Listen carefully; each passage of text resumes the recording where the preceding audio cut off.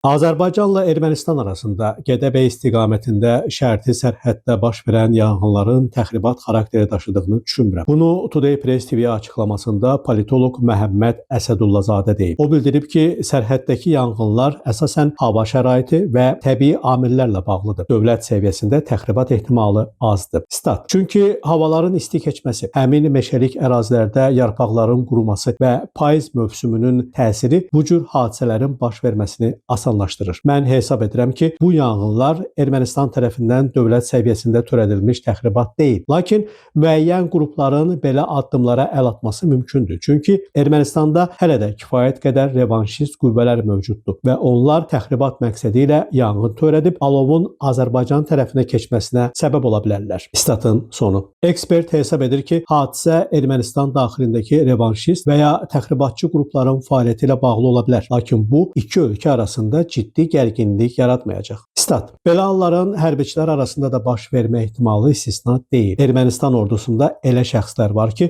onlar Azərbaycan mövqelərinə qarşı mənfi münasibət bəsləyirlər. Bununla belə, mən hesab edirəm ki, iki dövlət arasında hazırki mərhələdə ciddi gərginliyin yaranması gözlənilmir. Dediyim kimi, bu yanğınların dövlət səviyyəsində deyil, ayrı-ayrı təxribatçı qruplar tərəfindən törədilməsi daha inandırıcı görünür. Amma bu hadisələrin geniş miqyaslı böhran və ya qarşıdurmaya səbəb olacağını düşünmürəm. Statın sonu. Qeyd edək ki, Ermənistan-Azərbaycan şərti sərhədinin Gədəbəy rayonu istiqamətində, xüsusilə də Ermənistan silahlı qüvvələrinin 1990-cı illərdən nəzarətində olmuş ərazilərdə geniş miqyaslı yanğınlar müşahidə olunur. Jalə Rövşən, Namiq Abbasov, Today Press TV.